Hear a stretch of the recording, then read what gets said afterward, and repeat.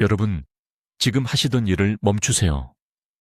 제 말을 아주 주의 깊게 들어주셔야 합니다. 제가 지금부터 말씀드릴 내용은 여러분의 수천만 원을 아껴드릴 수 있고 말년에 자녀분들에게 짐이 되는 것을 막아드릴 수 있습니다. 제 이름은 최태양 박사입니다. 저는 여기 대한민국 서울에서 20년 넘게 임상 연구 경험을 쌓아온 신경과 전문의입니다. 제 진료 경력 동안 8,000명이 넘는 환자분들을 치료했고 수많은 분들이 효과도 없는 단백질 보충제, 비싼 식단 프로그램, 운동 프로그램에 노후 자금을 낭비하는 것을 지켜봤습니다. 하지만 제 가슴을 가장 아프게 하는 것은 너무 늦게 제 진료실에 오시는 환자분들입니다. 이미 근육이 다 빠져버려서 계단 한 층을 오르는데도 도움이 필요하고 기본적인 일상생활조차 성인이 된 자녀분들에게 완전히 의존해야 하는 분들 말입니다. 박 씨 이야기를 들려드리겠습니다. 그분은 3년 전에 강남에 있는 제 병원에 오셨습니다. 74살이셨죠.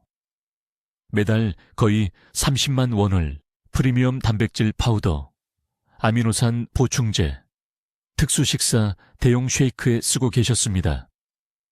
따님이 그분을 제 진료실까지 차로 모시고 오셨는데 6개월 전에 화장실에서 넘어지신 후 혼자서는 일어날 수 없게 되셨기 때문입니다. 제가 진찰했을 때 충격적인 사실을 발견했습니다. 매일 100g이 넘는 단백질을 섭취하고 계셨는데도 근육량이 심각하게 낮았습니다. 그분의 몸은 말 그대로 안에서부터 자기 자신을 먹어치우고 있었습니다. 강해지는 게 아니라 매달 더 약해지고 계셨던 겁니다. 문제가 뭐였는지 아십니까? 단백질의 양이 문제가 아니었습니다. 보충제의 품질도 문제가 아니었습니다. 문제는 그분의 몸이 섭취한 것의 38%만 흡수하고 있었다는 겁니다.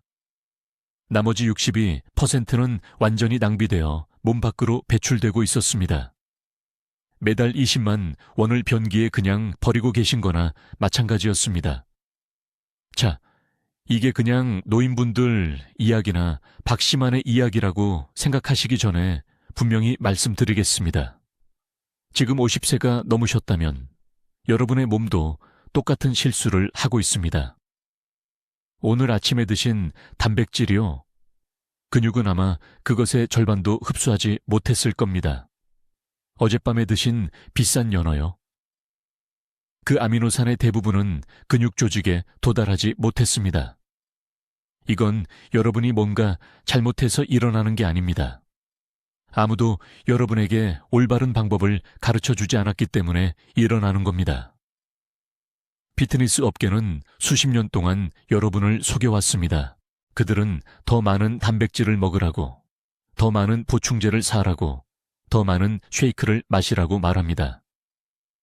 하지만 그들은 여러분의 몸이 실제로 그 단백질을 사용할 수 있는 황금 시간대에 대해서는 절대 말해주지 않습니다. 아미노산 흡수를 막는 흔한 음식들에 대해서도 절대 말해주지 않습니다. 그리고 여러분의 신경계가 여러분이 먹는 단백질의 양과는 상관없는 방식으로 전체 과정을 통제한다는 사실도 절대 말해주지 않습니다. 저는 서울대학교 병원에서 연구하는 동안 이것을 발견했습니다. 신경근육질환 환자들을 연구하고 있었는데 놀라운 사실을 알아차렸습니다. 똑같은 식사를 다른 순서로 먹은 환자들이 최대 3배나 더 많은 단백질을 흡수했습니다. 특정 미량 영양소를 단백질 식품과 함께 섭취한 환자들은 근육 유지에서 극적인 개선을 보였습니다.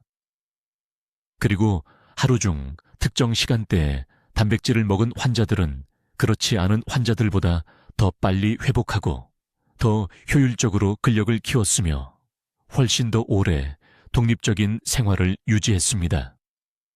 오늘 제가 여러분께 나눠드릴 내용은 이것입니다.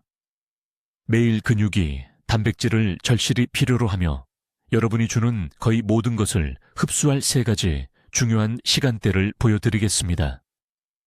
지금 여러분의 부엌에 있는 단백질 흡수를 막고 여러분을 약하게 만드는 5가지 흔한 음식을 밝혀드리겠습니다. 그리고 박 씨가 보충제에 돈을 낭비하는 것을 멈추고 효과적인 단백질 섭취를 3배로 늘리고 4달 만에 다시 독립적으로 걸을 수 있게 해준 정확한 식사 순서 프로토콜을 가르쳐 드리겠습니다. 이 정보는 여기 한국에 계신 수천 명의 제 환자분들이 보충제 비용을 절반 이상 줄이면서도 상상했던 것보다 더 나은 결과를 얻도록 도와드렸습니다. 더 나은 근육톤, 더 빠른 회복, 더 날카로운 정신 명료함, 그리고 가장 중요한 것은 가족에게 짐이 되지 않고 살아갈 수 있는 힘과 독립성입니다. 하지만 제가 다음에 말씀드리는 모든 단어에 주의를 기울이셔야 합니다. 이 문제를 해결할 황금 시간은 바로 지금이기 때문입니다. 제 말을 아주 주의 깊게 들어주세요. 제가 지금부터 말씀드릴 내용은 여러분의 수천만 원과 수년간의 불필요한 고통을 덜어드릴 수 있습니다. 저는 여기 서울에서 20년 넘게 임상 연구 경험을 쌓은 신경과 전문의 최태양 박사입니다. 정확히 3분만 시간을 내주세요. 지금 여러분이 드시는 단백질 대부분이 아무런 효과도 없이 그냥 몸을 통과해서 나가고 있기 때문입니다. 더 나아가기 전에 지금 당장 해보실 것이 있습니다. 가능하시다면 일어나 보세요. 손을 사용해서 밀지 말고 의자에서 일어나 보세요. 해보세요. 힘들었다면, 일어나기 전에 2번 앞으로 흔들어야 했다면, 팔걸이를 잡아야 했다면, 여러분의 근육은 충분히 먹고 있을지 몰라도 사용 가능한 단백질에 굶주리고 있는 겁니다. 이것이 제가 매일 진료실에서 보는 조용한 위기입니다. 지난달에 74살 되신 박 씨라는 여성분이 서울 삼성의료원에 있는 제 진료실로 걸어 들어오셨습니다. 매달 30만 원 넘게 단백질 파우더, 보충제, 닭가슴살, 비싼 생선에 쓰고 계셨습니다. 본인은 모든 걸 제대로 하고 있다고 말씀하셨습니다. 식단표를 보여주셨는데 모든 표준 지침에 따르면 충분한 양 이상의 단백질을 드시고 계셨습니다. 하지만 그분을 충격에 빠뜨린 것은 이겁니다. 실제 근육 단백질 합성률을 검사했을 때 그분의 몸은 38%만 흡수하고 있었습니다. 그녀가 섭취한 것의 38%만 흡수되고 있었습니다. 나머지는 포도당으로 전환되거나 지방으로 저장되거나 그냥 노폐물로 배출되고 있었습니다. 그녀는 눈물을 글썽이며 딸에게 짐이 될까봐 두렵다고 말했습니다. 넘어질까봐, 아파트 계단을 오르지 못할까봐, 독립성을 잃을까봐 두렵다고 했습니다. 그리고 저는 그녀에게 지금 여러분께 말씀드리는 것과 똑같이 말했습니다. 나이 때문이 아닙니다. 유전 때문도 아닙니다. 단백질을 더 먹어야 하는 것도 아닙니다. 여러분의 몸이 이미 드시고 있는 단백질을 실제로 사용할 수 있어야 합니다. 건강식품 업계가 절대 말하지 않는 것이 있습니다. 여러분의 소화 시스템은 하루 중 최대 흡수 효율의 시간대가 있으며 이는 신경계에 의해 조절됩니다. 이 시간대는 각각 약 90분 동안 지속되는데 대부분의 사람들은 이를 완전히 놓치고 있습니다. 정확히 잘못된 시간에 정확히 잘못된 음식과 함께 단백질을 먹어서 자신도 모르게 흡수율을 망치고 있는 것입니다. 저는 지난 20년간 단백질 대사의 신경학적 조절을 연구해 왔습니다. 단순히 얼마나 많은 단백질을 먹는가가 아니라 뇌와 신경계가 세포 수준에서 아미노산 흡수를 어떻게 조절하는지를 연구했습니다. 그리고 제가 발견한 것은 거의 믿기 어려울 정도로 단순하게 들릴 것입니다. 단백질을 언제 먹느냐가 양보다 더 중요합니다. 단백질과 함께 먹는 음식이 단백질 공급원 자체보다 더 중요합니다. 그리고 신경계가 근육에 보내는 신호는 자연스럽게 조작하여 흡수율을 3배로 늘릴 수 있습니다. 아주 직설적으로 말씀드리겠습니다. 만약 60세 이상이시고 대부분의 사람들이 하는 방식으로 단백질을 먹고 계시다면 근육이 사라지는 동안 돈을 변기에 내리고 계신 겁니다. 제 병원에서 검사한 평균적인 사람은 식이 단백질의 40%도 안 되는 양을 흡수합니다. 40%도 안 됩니다. 즉, 하루에 100g의 단백질을 먹으면 몸은 3250g에서 40g만 효과적으로 사용하고 있다는 뜻입니다. 하지만 여기서 정말 위험한 부분이 있습니다. 근육량이 감소하면 낙상 위험이 300% 증가합니다. 부상에서 회복하는 시간이 2배로 늘어납니다. 뇌가 신경전달 물질을 생성하는데 아미노산이 필요하기 때문에 인지 기능이 저하됩니다. 그리고 최악의 경우 기본적인 일상 활동을 다른 사람에게 의존하게 됩니다. 박 여사님이 가장 두려워했던 것, 제 환자분들을 밤에 잠 못 이루게 하는 것, 자녀들에게 짐이 되는 것이 바로 이 숨겨진 단백질 흡수 위기에서 시작됩니다. 해결책은 단백질을 더 많이 먹는 것이 아닙니다. 더 비싼 건강보조식품을 사는 것도 아닙니다. 해결책은 하루 중 근육이 생화학적으로 최대 아미노산을 흡수할 준비가 된 3가지 중요한 시간대를 이해하는 것입니다. 그리고 지금 당장 여러분의 흡수를 막고 있는 냉장고에 있는 아마 오늘 아침에 드셨을 5가지 흔한 음식을 아는 것입니다.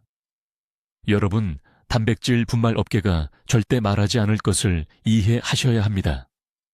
여기 서울에 있는 제 신경과 병원에서 23년간 수천 명의 환자분들이 비싼 건강보조식품에 돈을 낭비하면서도 근육이 계속 사라지는 것을 지켜봤습니다. 그리고 그 이유는 매번 제 마음을 아프게 합니다. 여러분의 몸은 드시는 단백질의 60% 이상을 버리고 있습니다. 60%입니다. 즉, 매일 100g의 단백질을 먹고 있다면 근육은 40g만 받고 있다는 뜻입니다. 나머지는요, 말 그대로 변기로 내려가는 동안 여러분의 통장은 몸이 사용조차 할 수 없는 건강보조식품을 더 많이 사느라 비어가고 있습니다. 지금 여러분의 몸속에서 정확히 무슨 일이 일어나고 있는지 설명해 드리겠습니다. 단백질이 위장에 들어가면 아미노산으로 분해되어야 합니다. 이 아미노산들은 장벽을 통과해 혈류로 들어가야 합니다. 하지만 여기에 아무도 말하지 않는 중요한 부분이 있습니다. 신경계가 장내벽의 작은 문들을 조절합니다. 이 문들은 뇌에서 오는 신호에 따라 열리고 닫힙니다. 만약 그 문들이 닫혀 있으면 아미노산은 그냥 거기 앉아서 발효되고 가스와 팽만감을 일으키다가 결국 몸이 포기하고 노폐물로 배출합니다. 저는 신경계와 단백질 흡수 사이에 이 연결을 완전히 우연히 발견했습니다. 제 환자 중 한 분인 강남구에 사시는 68세 박 선생님이 다리 근육 약화를 호소하며 오셨습니다. 그분은 단백질을 충분히 먹고 계셨습니다. 고품질 쇠고기, 계란, 생선. 서류상으로는 식단이 완벽했습니다. 하지만 근육은 계속 줄어들고 있었습니다.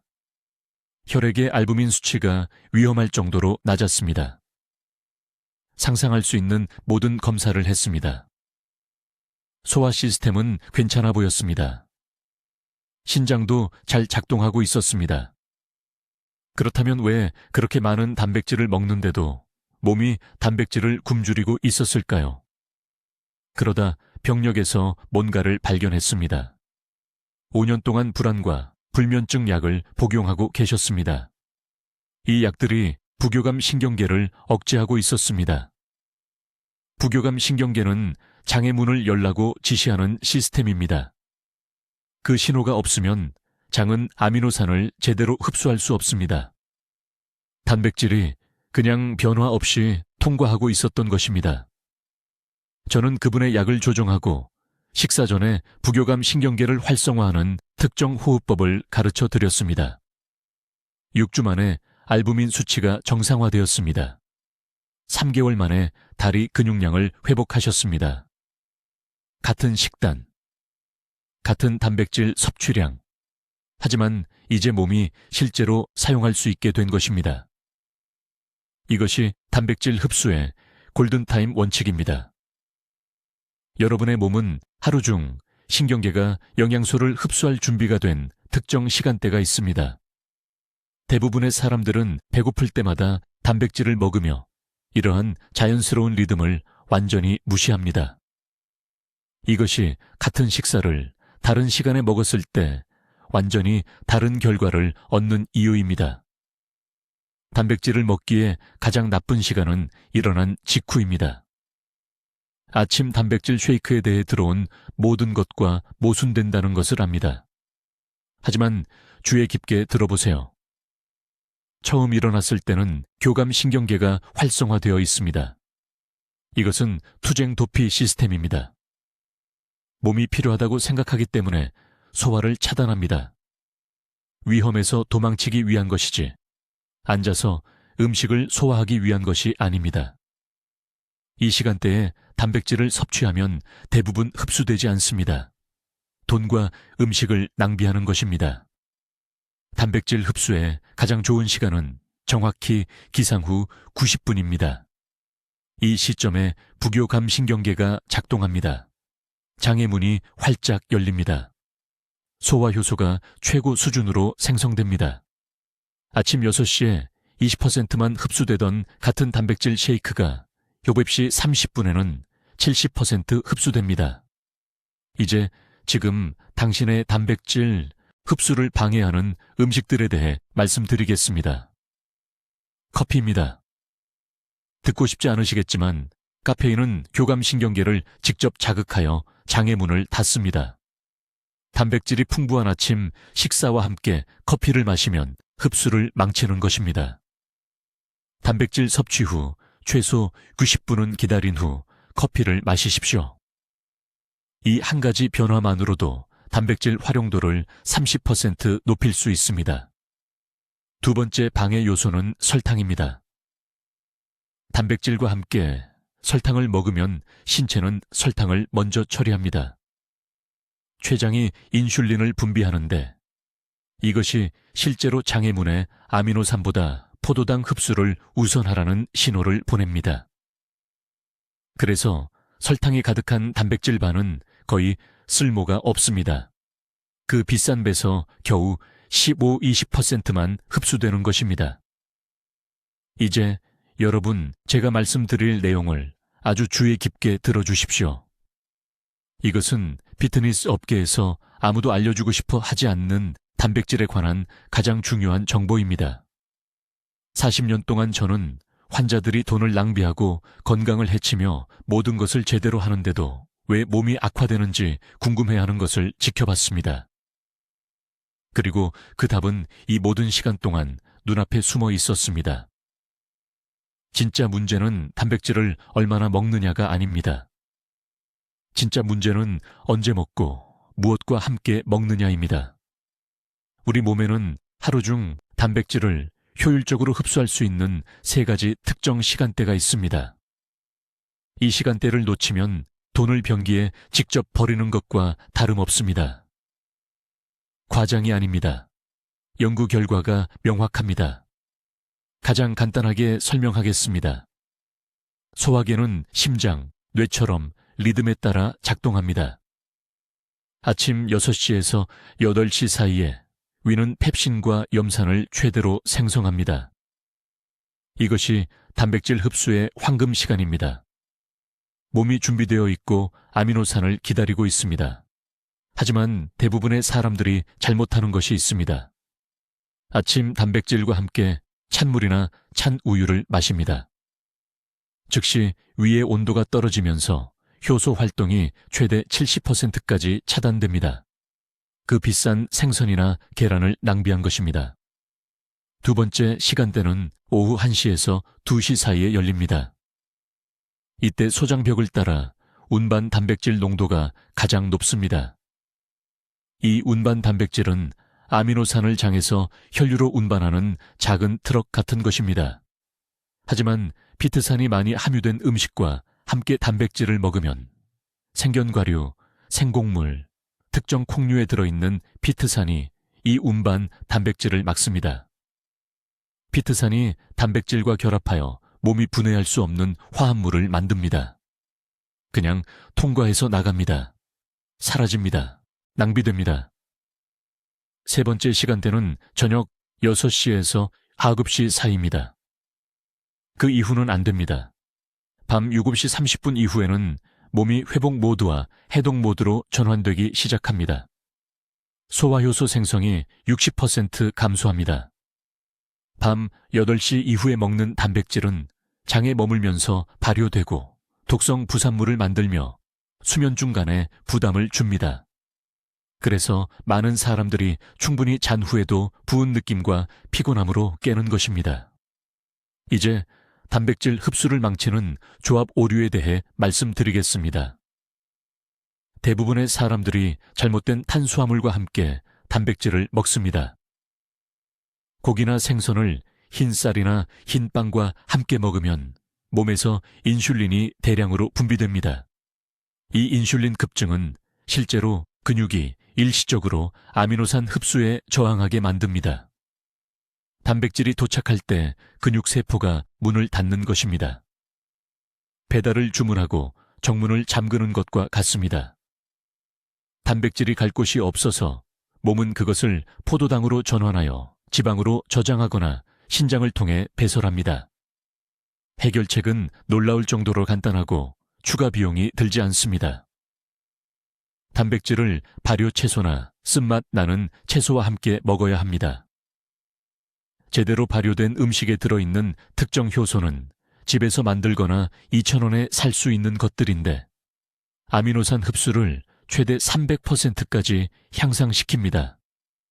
임상 연구에서 측정했습니다.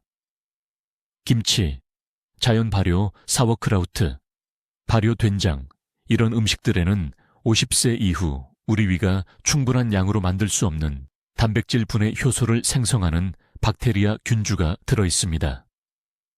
내일 아침부터 정확한 방법은 이렇습니다. 6시에서 8시 사이에 첫 번째 단백질 식사를 하십시오. 계란 2개, 생선 1조각 또는 두부입니다. 함께 발효 채소 반 컵을 먹습니다. 따뜻한 물만 마시고 절대 차가운 물은 마시지 마십시오. 물 온도는 청아 같아야 합니다.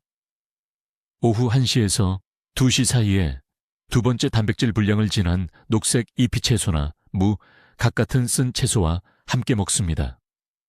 저녁 6시에서 7시 사이에 마지막 단백질 식사를 하는데 처음 두 끼보다 적게 다시 발효 채소와 함께 먹습니다. 밤 6시 30분 이후에는 모든 단백질을 피하십시오. 이 한 가지 변화만으로도 실제로 먹은 것을 흡수하게 되므로 단백질 필요량이 절반으로 줄어듭니다. 이것은 이론이 아닙니다. 유행이 아닙니다. 이것은 만년 동안 변하지 않은 인간의 소화 생리학입니다. 이 시간대를 따르고 이 조합을 따르면 2주 안에 차이를 보게 될 것입니다. 에너지가 돌아올 것입니다. 근력이 안정될 것입니다. 그리고 애초에 몸이 전혀 사용하지도 않던 단백질에 돈을 낭비하는 일도 멈추게 될 것입니다. 이제 건강보조식품 업계가 여러분께 절대 알리고 싶지 않아 하는 네 번째 중요한 비밀을 말씀드리겠습니다. 바로 제가 환자분들에게서 가장 극적인 변화를 목격한 부분입니다. 매우 주의 깊게 들어주십시오. 제가 지금 말씀드리는 내용이 단백질 섭취 시간에 대한 여러분의 생각을 완전히 바꿔놓을 것이기 때문입니다. 우리 몸에는 제가 단백질 흡수 시간대라고 부르는 것이 있습니다. 이것은 유행하는 운동 개념이 아닙니다. 순수한 신경학입니다. 우리의 신경계는 근육이 실제로 단백질을 흡수할 수 있는 시간을 정확히 조절하는데 대부분의 사람들은 정확히 잘못된 시간에 단백질을 먹고 있습니다. 이것이 바로 여러분이 돈을 변기에 버리고 있는 이유입니다. 우리 몸 안에서 일어나는 일은 이렇습니다. 매일 우리는 세 가지 뚜렷한 대사 단계를 거칩니다. 첫 번째 단계는 눈을 뜨는 순간부터 오전 10시경까지입니다. 이 시간대에는 코르티솔 수치가 자연스럽게 높아집니다. 교감신경계가 고도 경계 상태에 있습니다. 우리 몸은 근육을 만드는 것이 아니라 활동하도록 설계되어 있습니다. 아침 6시에 비싼 단백질 쉐이크를 드시면 우리 몸은 대부분을 즉각적인 에너지를 위해 포도당으로 직접 변환시킵니다. 말하자면 3만 원짜리 지폐를 연료로 태우는 것과 같습니다. 두 번째 단계는 오전 늦은 시간부터 오후 3시경까지입니다. 이것이 바로 황금 흡수 시간대입니다. 이 시간 동안 부교감 신경계가 더욱 활발해집니다. 소화 효소가 최고 농도에 도달합니다.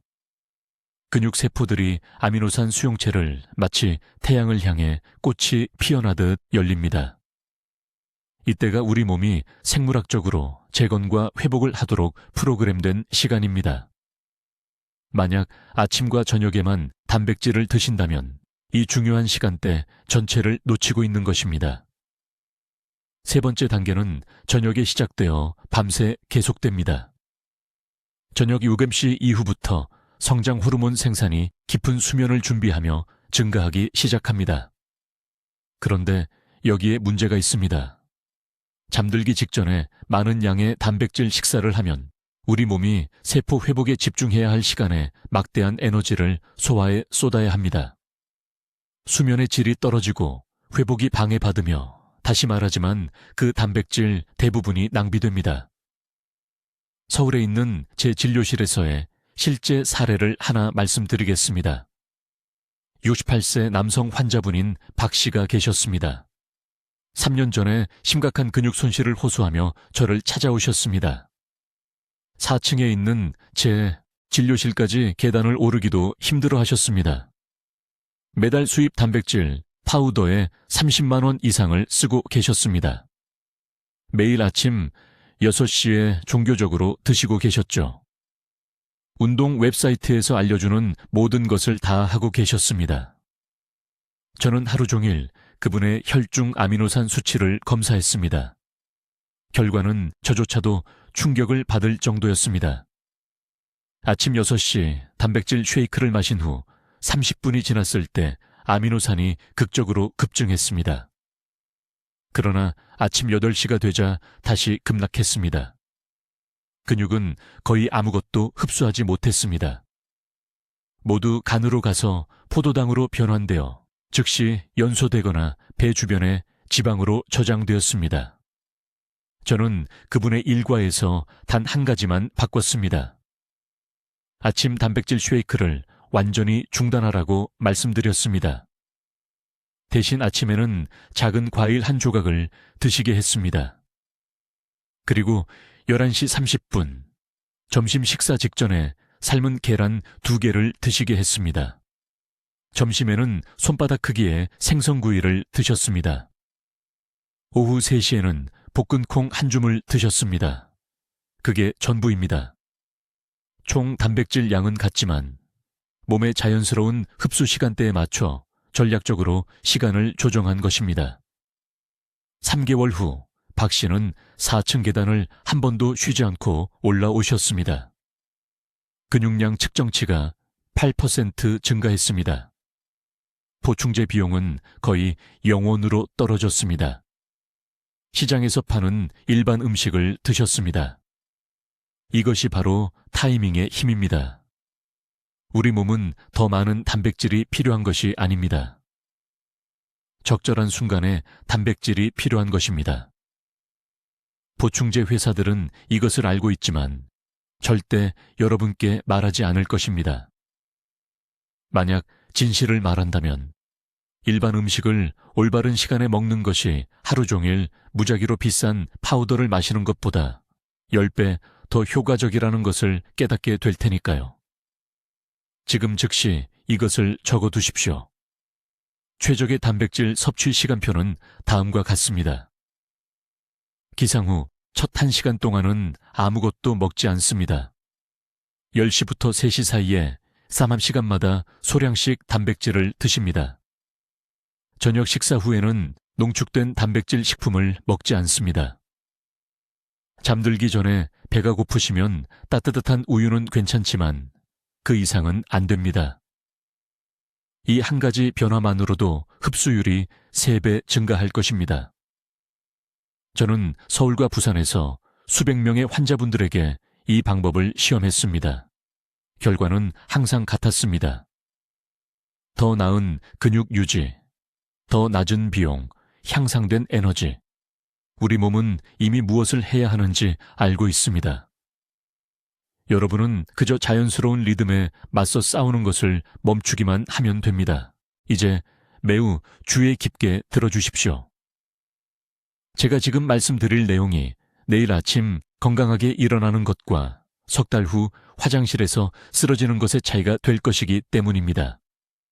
마지막으로 드신 식사를 생각해 보십시오. 밥과 함께 단백질을 드셨습니까? 고기를 드신 직후 물을 마셨습니까?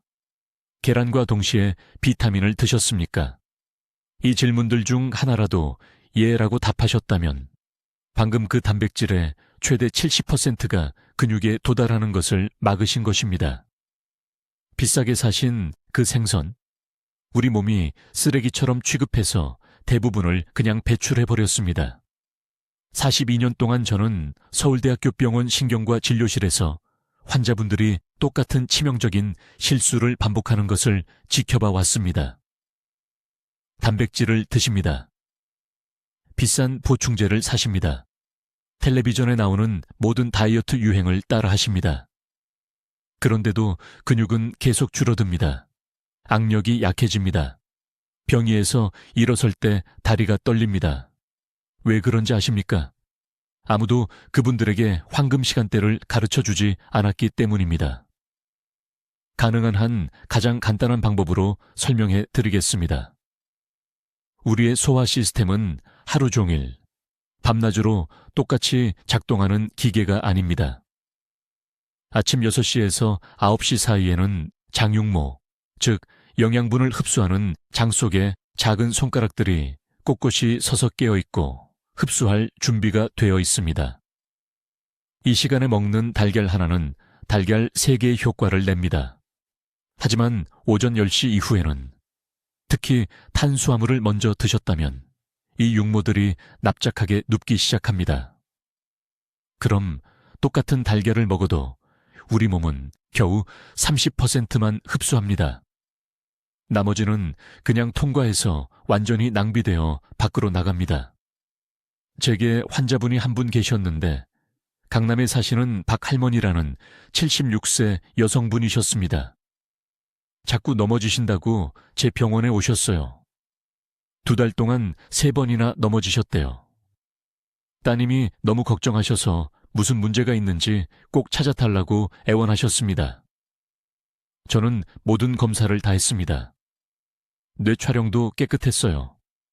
뇌졸중도 없고 종양도 없었습니다. 그런데 근육량을 측정했더니 깜짝 놀랐습니다. 이분의 다리 근육이 95세 노인의 근육이었어요. 제가 물었습니다. 박할머니, 단백질 드세요? 네, 원장님. 매일 소고기도 먹고 우유도 마시고 약국에서 단백질 가루도 사서 먹어요 하셨어요. 그래서 제가 정확히 언제 어떻게 드시는지 설명해 달라고 했습니다. 그랬더니 거기에 문제가 있었어요. 엄청난 실수였습니다. 매일 아침 5시 30분에 일어나서 찬물을 큰 컵으로 한 잔 마시고 잼 바른 식빵 2조각을 드시고 그 다음 8시에 단백질을 드신대요. 구운 고등어 한 토막에 밥하고 김치, 그리고 식사 직후에 비타민 5알을 물 1컵과 함께 드신다고 하셨어요. 문제가 뭔지 보이시나요? 첫째, 찬물이 소화기관에 충격을 줘서 비상모드로 전환시키면서 흡수를 차단했습니다. 둘째, 식빵과 잼이 인슐린을 급격히 올려서 근육을 만들지 말고 지방을 저장하라고 몸에 신호를 보냈습니다. 셋째, 단백질과 밥을 동시에 먹으니 장에서 경쟁이 일어났고 탄수화물이 이기고 단백질이 졌습니다. 넷째, 그 비타민들, 특히 칼슘과 철분 보충제가 생선의 아미노산과 화학적으로 결합해서 혈류로 들어가는 것을 막았습니다. 매달 음식과 보충제 40만 원을 쓰고 계셨는데 몸은 굶주리고 있었던 겁니다. 저는 완전히 방법을 바꿔드렸습니다. 내일 아침부터 일어나서 미지근한 물을 드세요. 찬물 말고요. 그 다음 20분 기다리세요. 정확히 6시 30분에 삶은 달걀 3개를 찐 채소와 함께 드세요. 밥도 빵도 안 돼요. 천천히 씹으세요. 한 입에 30번씩요. 식사를 끝낸 후에는 1시간 동안 아무것도 마시지 마세요. 물도 차도 아무것도요. 비타민은 6시간 뒤 오후에 드세요. 단백질 식사와 멀리 떨어뜨려서요. 그리고 이게 중요한 규칙인데 저녁에 단백질을 드신다면 저녁 6시 전에 끝내야 합니다. 왜냐하면 유급시 이후에는 소화력이 60%나 떨어지거든요. 석 달 후에 박할머니가 아무것도 잡지 않고 제 병원으로 걸어 들어오셨어요. 따님이 울기 시작하셨어요. 근육량 측정 결과 14%가 증가했습니다. 90일 만에 14%요. 넘어지는 것도 완전히 멈췄고요. 할머니가 제게 말씀하셨어요. 원장님, 지금은 전보다 음식에 돈을 덜 쓰는데 20년은 젊어진 것 같아요.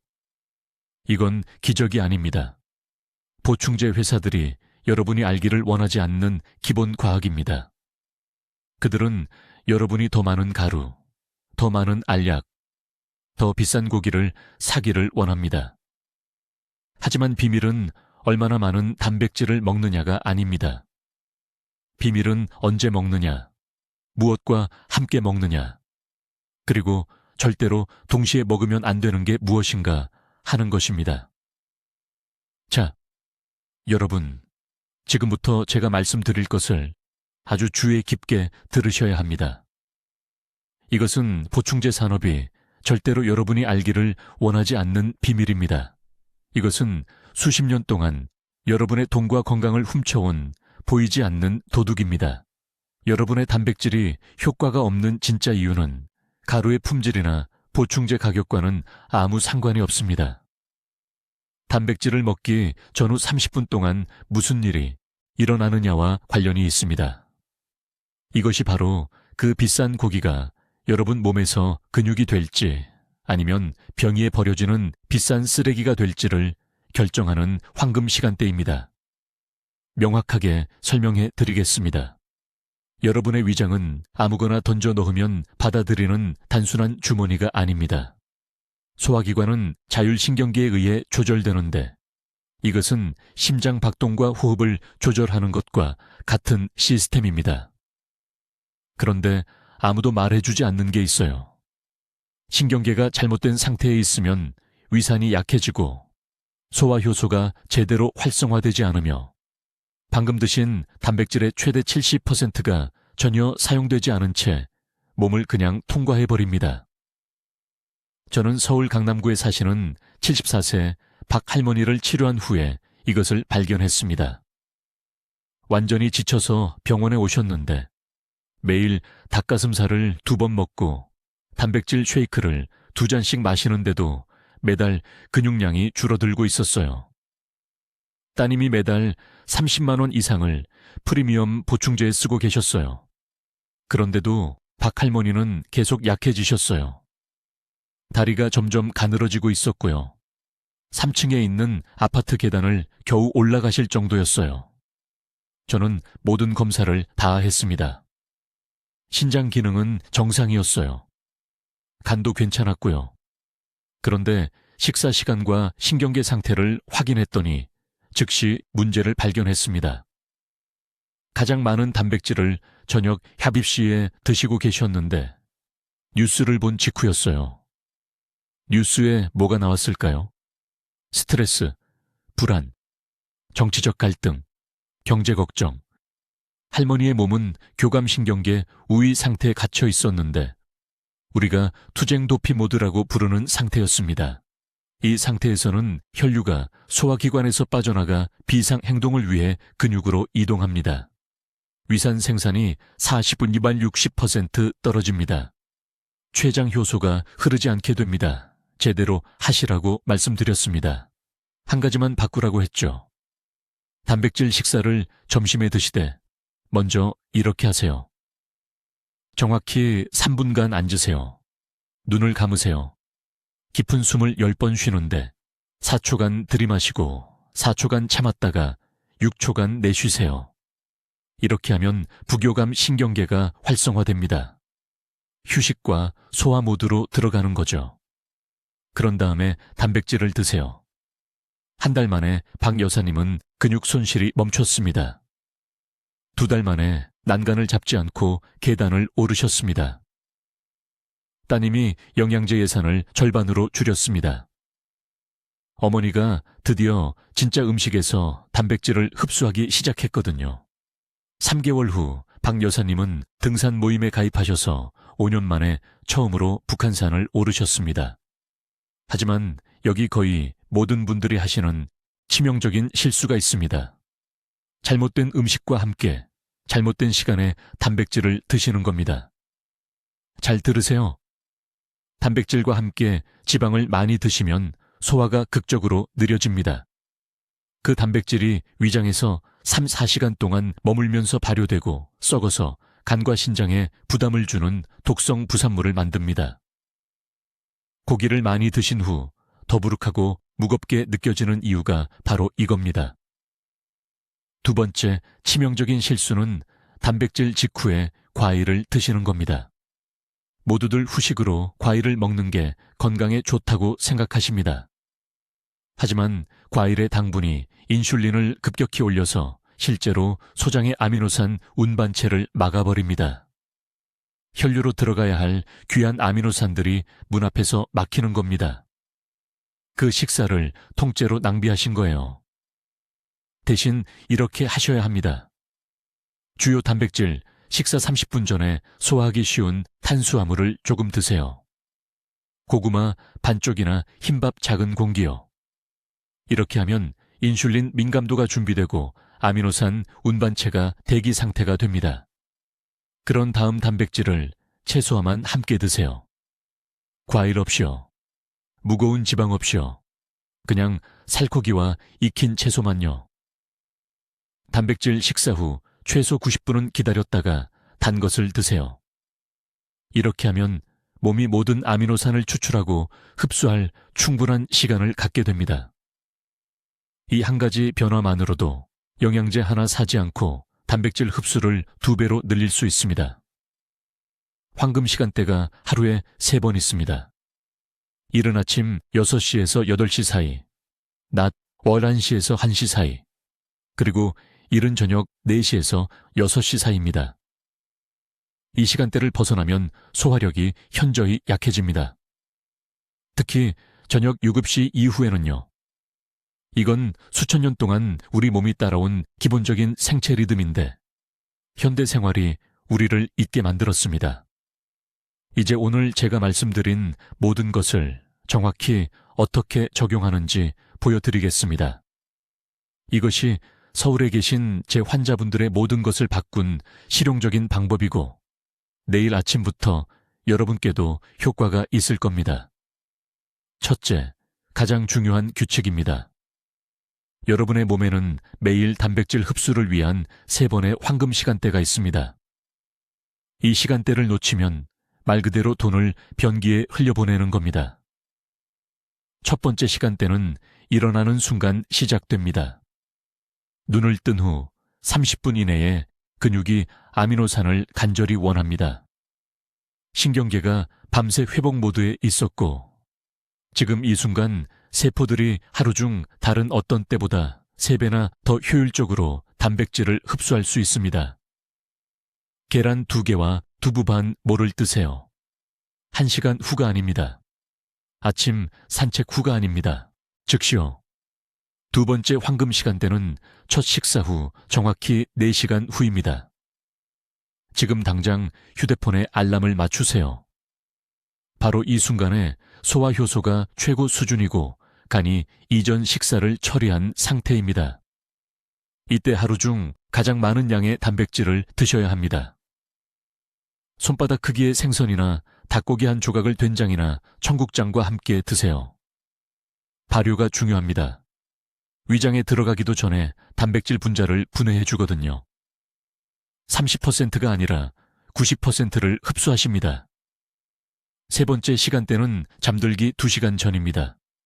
모두들 이걸 치명적으로 잘못하십니다. 살이 찔까봐 아무것도 안 드시죠.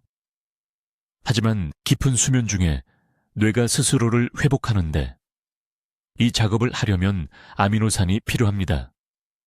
따뜻한 우유 한 잔에 견과류를 작은 한 줌 드세요. 이 조합이 부교감 신경계를 자극해서 주무시는 동안 최대 흡수가 가능하게 합니다. 이제 활용도를 3배로 높이는 조합 규칙입니다. 단백질 식사와 함께 절대, 정말 절대로 찬물을 마시지 마세요.